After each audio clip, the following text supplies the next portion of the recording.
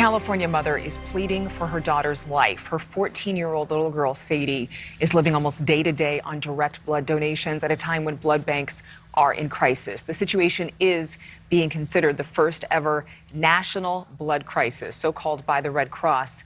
And as for that mom, she is doing what she can, taking the power of those donations into her own hands. Her name is Lisa Weinberg of Murrieta, California, and she is joining us right now. Sadie's plight is very, very concerning. And you're also, we actually have a young lady who happens to be Sadie's a very dear friend.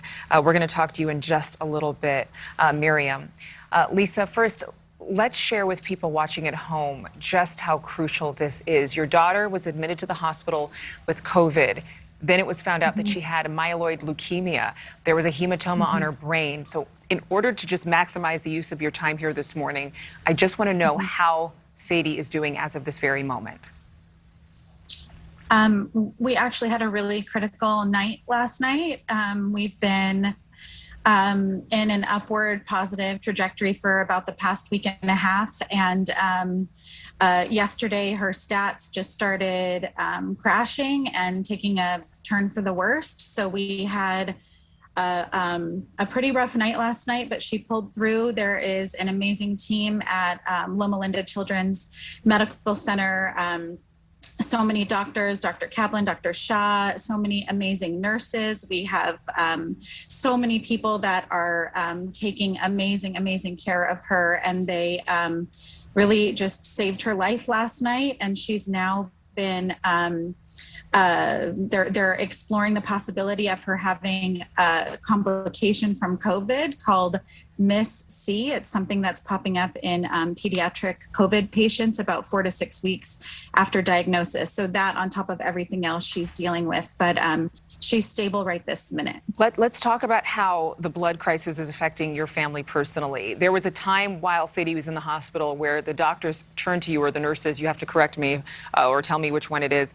They said to you, we don't have any more blood. Is that what happened? Yeah, so about, I want to say it was our 4th night there.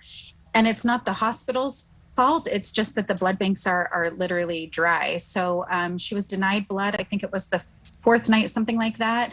And we just, that just wasn't acceptable to us. So we tried to figure out what we could do to drum up those donations for her, because she's in a critical moment. When she needs blood, she needs it in that moment. And we can't wait days for more to come in. And Miriam is her best friend. She's joining us right now as well. Miriam, you're 14, but you're going to be turning 15 this weekend. Is that right?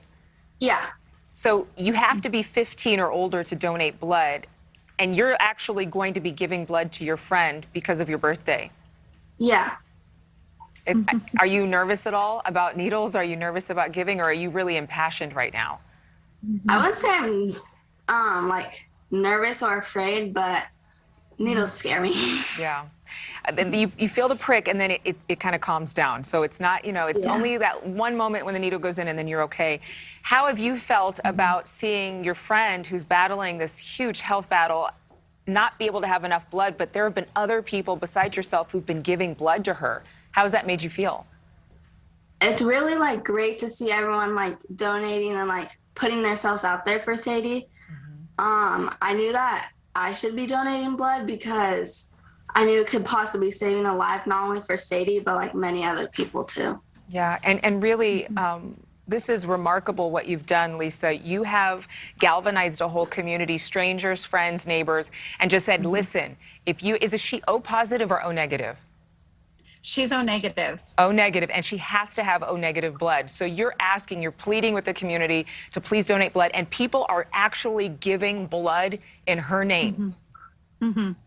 So it started about 4 days ago, where when the red blood cell bags come into her room, they have a bright fluorescent yellow tag on them that says direct donor on it.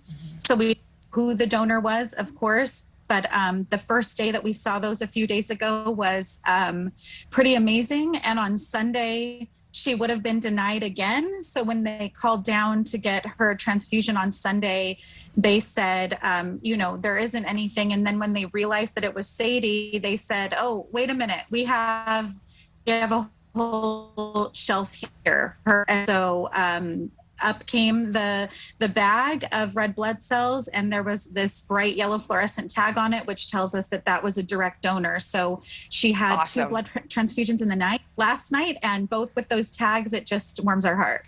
So this means so much. You are having another blood drive. Can we just tell people watching at home, especially if they live in Southern California, where you are having this blood drive?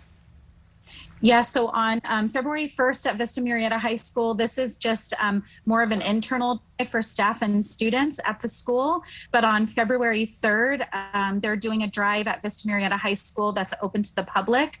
So we're just really asking anybody in the community. We don't care if you have O-negative blood. We just know that this is a crisis for everybody, not just our daughter. If you're not available on February 3rd or you're not in the area, contact your local live stream to make an appointment. And they would love to have you come in and donate for anybody in our community right now who's in the hospital and in this level of critical care. Lisa, I know you have not heard your daughter's voice in over 3 weeks. And so I just want to speak peace to you and strength to your heart right now, Mama, because you're making it through. You're making a difference in so many people's lives. And Miriam, thank you for making a very grown-up decision. And tell other teenagers they need to be like you when they grow up, all right? Okay.